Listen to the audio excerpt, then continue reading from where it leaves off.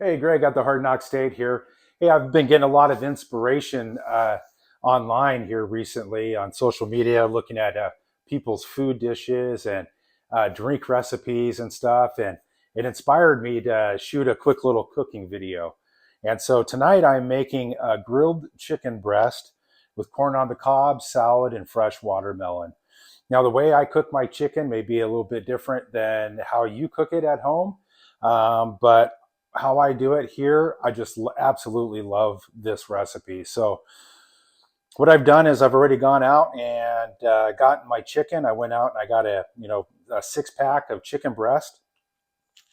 I got 4 full large limes that I've already cut up and I've squeezed into this saucepan here, this casserole dish, and just the raw lime juice. Now, when you take your chicken breast, if you're kind of new to cooking chicken, and especially with store-bought chicken too, there's a lot of fat trimmings that are still on that.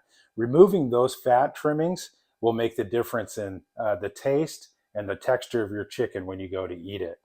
I love marinating this in the lime juice. It just brings out a really great flavor. After I bring the chicken off the grill, of course, I'm going to smother it in uh, Sweet Baby Ray's no sugar added barbecue sauce. And so, as you can see here, this chicken breast has got a large piece of fat on it. So we're just going to take our knife. We're going to cut that off. I've already taken my limes and juiced them out and put them into the casserole, put that juice into the casserole dish. And as you can see, these are pretty well used. I also will take Newman's Own limeade and I'll pour that on top of this too, along with some pineapple juice. The pineapple juice cuts down the tartness of the lime, so it's not going to be an overpowering taste when you go to eat it.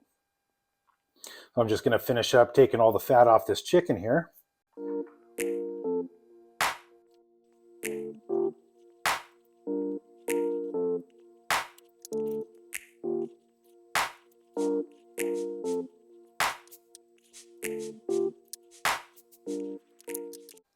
All right, now the fat's off the chicken. I'm going to pour in a little bit of the pineapple juice.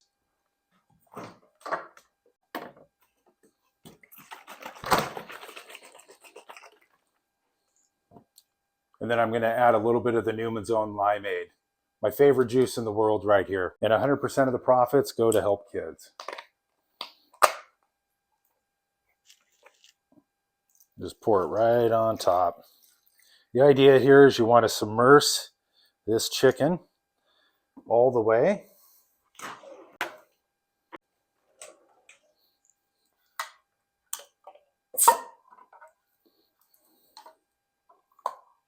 Now,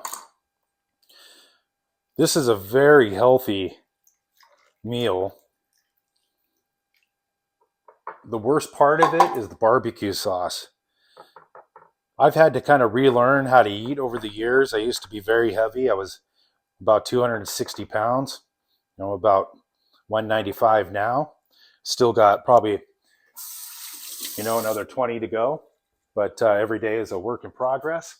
But if you're like yourself, you're looking for good food options, go with something like this here.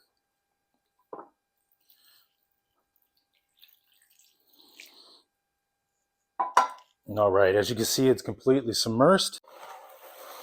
Take some saran wrap, cover it up. This will prevent any splashing or spilling when I take it in and out of the fridge. And then the next step is we're just going to chill it until we're ready to throw it on the grill.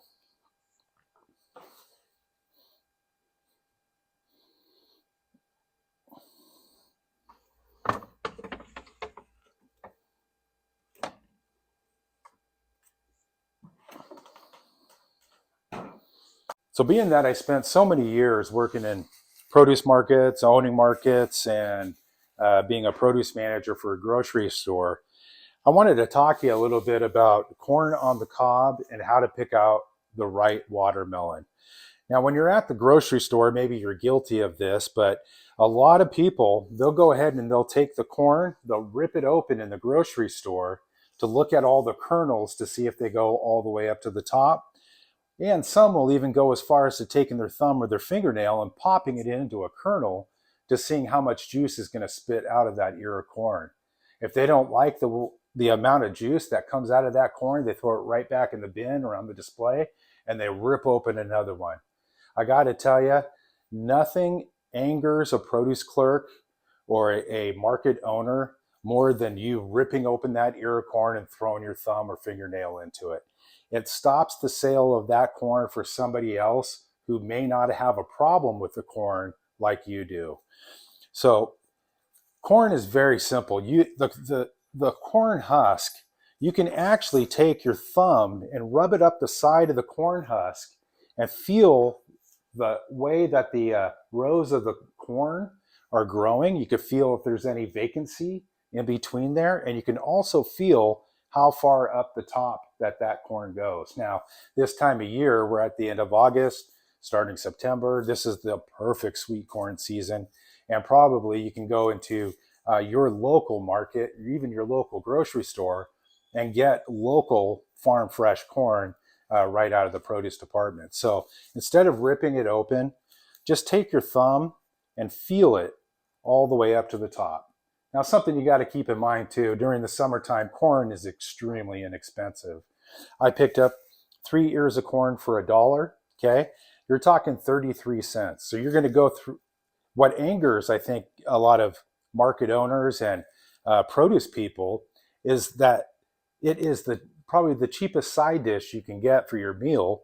And your people are tearing open those ears of corn, throwing them to the side. They can't do anything with that corn except throw it away. Okay.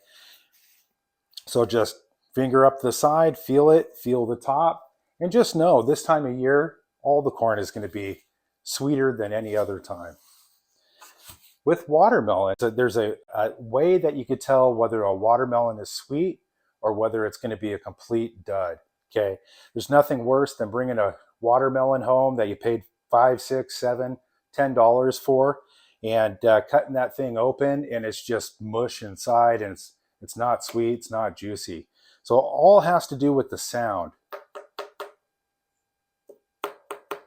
You want it to sound like a snare drum. You could also hold it in your hand, slap the top, and if you feel vibration on the bottom of your hand from the actual melon inside, that's a good melon. You hear that? That is a nice, sweet, ripe melon. Also, don't worry about any of the scarring that you see on the melon. The yellow on the melon is just where it was resting on the ground. The scarring that you might see on the actual rind, that's just from the branches of the vines of the melon, the melon plant rubbing on them as it's growing up. And if you ever see a little bead that looks like a little piece of sap, black sap or tar that's coming out of it, that's will tell you right there that you got a sweet melon, because what has happened as that melon's growing up, bees were stinging that melon to get to the sweetness. And again, this is just really simple foods, right? Simple foods, simple eating for a healthy lifestyle. All right, so I've let the chicken marinate for a couple hours. Got the grill warmed up. Now it's time to throw these things on. The whole purpose of this video, it's not really about cooking, it's about eating healthy, because personal development, we're always trying to get better. And so I just wanted to show you some healthy food options where it's not going to calorie you out, very low carb. And again, so I'm just taking these lime and pineapple juice marinated chicken breasts, throwing them on the grill here.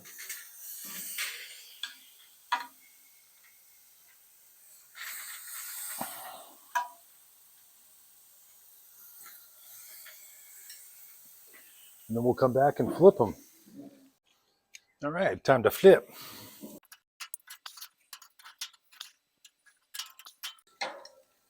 Now I don't put these on a real high heat. Put them on more of a lower setting here and just let them cook.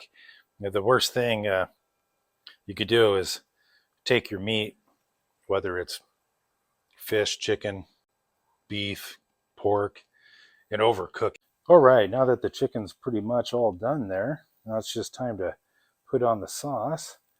So all I do here is I just cook the chicken first, and then I baste it with the barbecue sauce. Now, a lot of people think that grilling is actually barbecuing. It's not. The corn, all I did was I buttered the corn, wrapped it up in foil.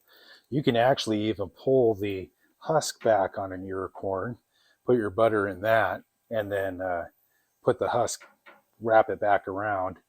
I don't find that work out quite as well as the foil, and I'm not a fan of aluminum foil, but it does the job of your cooking needs.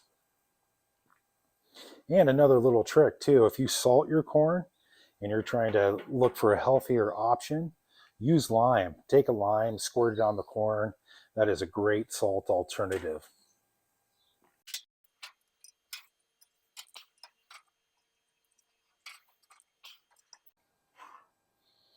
There you go. You got your lime marinade chicken with your Sweet Baby Ray's no sugar added barbecue sauce.